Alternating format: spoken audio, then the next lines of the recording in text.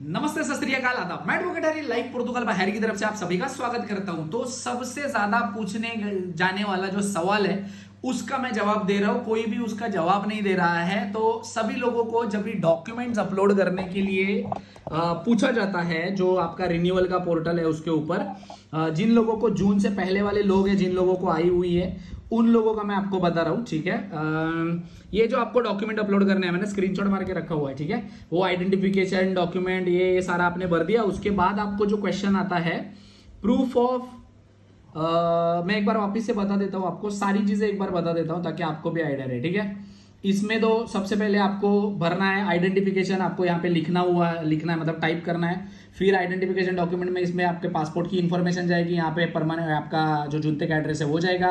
Profession, अगर आप काम कर रहे हो तो वो काम कर रहे हो, तो नहीं काम कर रहे हो तो एक्टिव इनएक्टिव आपको सिलेक्ट करने को आता है। अगर आपकी वाइफ है या बच्चा है तो वहाँ पे आपको डोमेस्टिक को सिलेक्ट करना है और सबमिट कर देने का। ठीक है, उसके बाद आपको आता है ये डॉक्यूमेंट अपलोड करने का। क्या पासपोर्ट आता है, पासपोर्ट अपलोड करना है। Proof of means of substance में पासपोर्ट करने का है।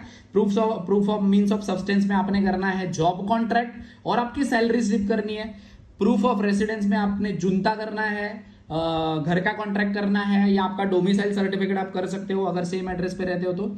उसके बाद proof of regularize tax status, मतलब आपका सोशल सिक्योरेंसा का नो डेब्ट सर्टिफिकेट या फिनांस का पहले में डाल दो। उसके बाद contribution, proof of regular contribution status, ये आपने डालना है सोशल सिक्योरेंसा का आपका। ठीक है, इसमें मतलब tax status, regularize tax status में आप डाल सकते हो आपका नो डेब्ट सर्टिफिकेट फ्रॉम फिनांस। ठीक है, उसमें से डाउनलोड करके इसमें आप डाल सकते हो आपका टैक्स डिक्लेरेशन डाल सकते हो जो आप डाउनलोड करते हो, और साथ ही साथ नो डेब्ट सर्टिफिकेट भी आप डाल सकते हो। ठीक है, उसके बाद जो इंपॉर्टेंट चीज है, maintenance of the conditions that give rise to the granting of the right of residence, इसमें आपको अपलोड करना है। या तो आपका बैंक स्टेटमेंट अपलोड कर दो, या तो आपकी आयरस अपलोड कर दो, या तो आपके पास कोई ऐसी रिसिप्ट होंगी जैसे मनीग्राम, वेस्टर्न यूनियन, इससे आपको पैसे आए होंगे या आपने ट्रांजैक्शन किया होगा, उसका प्रूफ आप यहां पे डाल सकते हो कि आपने फॉर एग्जांपल सरवाइव कैसे किया, या आपके पास पैसे कैसे आए, आपका बैंक स्टेटमेंट या आयरस आप यहाँ पे अपलोड कर सकते हो। यहाँ पे आप सैलरी स्लिप भी अपलोड कर सकते हो, कई लोग करते हैं, टैक्स डिक्लेरेशन भी अपलोड करते हैं कई लोग।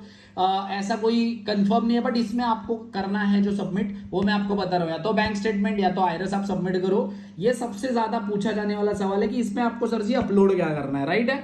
उसके बाद आपको ये डालना है declaration of the responsibility parental.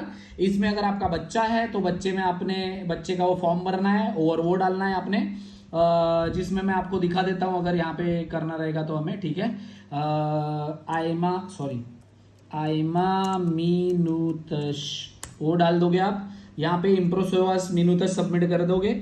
यहाँ पे आ जाएगा ये डिक्लेरेशन रिस्पॉन्सिबिलिटी दे पेरेंटाइज, ये आपने इसमें भरना है फॉर्म और इसमें आपने अपलोड करना है ये वाले में, डिक्लेरेशन रिस्पॉन्सिबिलिटी दे पेरेंटल। ठीक है, वाइफ के लिए अगर आपको करना रहेगा तो आपको यहीं पे डालना है, फॉर एग्जाम्पल किधर गया, टर्मो दे रिस्पॉन्सिबिलिटी दे, ही सर्च कर लोगे आप डायरेक्ट, टर्मो दे रिस्पॉन्सिबल दादे आइमा, ये देखो ऐसा लिखना है आपने।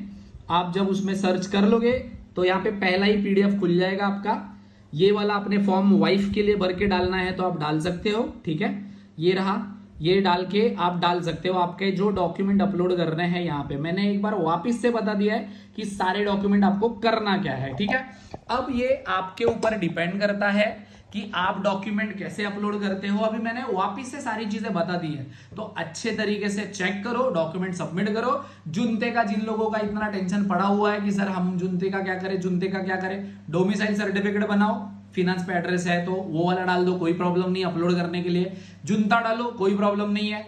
आपका जो घर का कॉन्ट्रैक्ट है वो डाल दो, कोई प्रॉब्लम नहीं है। अगर आप डिक्लेरेशन बनाना चाहते हो तो आप एडवोकेट से नोटराइज करके वो डिक्लेरेशन आप सबमिट कर देना। ठीक है, उसका भी कोई प्रॉब्लम नहीं है। और वो जो डिक्लेरेशन है वो नोटराइज होना चाहिए। सिर्फ दो फर्क आते हैं, एक सिर्फ अटेस्टेशन आता है जिसमें लॉयर सिर्फ स्टैम्प मारता है और साइन करता है, वो वेरीफाइबल नहीं होता। आपको नोटराइज करना है तो नोटरी करके आपको सबमिट करना होता है। तो आप अलग अलग एडवोकेट के अलग अलग चार्जेस होते हैं। जो वेरीफाइबल होता है उसमें एक लिंक दी होती है नोटरी वाले पेपर पे, जिसपे आईएमओ ऑफिसर उसको वेरीफाई कर सकता है। ठीक है, आप वो डिक्लेरेशन बना सकते हैं। अगर बनाना रहेगा तो हम भी करते हैं, ऐसा कोई प्रॉब्लम नहीं, आप किसी से भी करवा सकते हो, आपकी पहचान में जो भी कंसल्टेंसी या एडवोकेट होगा, अगर आप हमसे करवाना चाहते हो तो बोल सकते हो, कोई प्रॉब्लम नहीं है। ठीक है, रेस्ट आपको यही डॉक्यूमेंट अपलोड करने हैं। और जो खास था maintenance of the condition that give the rights to the granting of the, वो सब सिंपल है, वो वाला आपको बस सबमिट करने का, दैट्स इट। रेस्ट इस रिलेटेड आपको कोई भी इंफॉर्मेशन या गाइडेंस चाहिए होगी तो वीडियो के नीचे कमेंट कर सकते हैं। Thank you so much.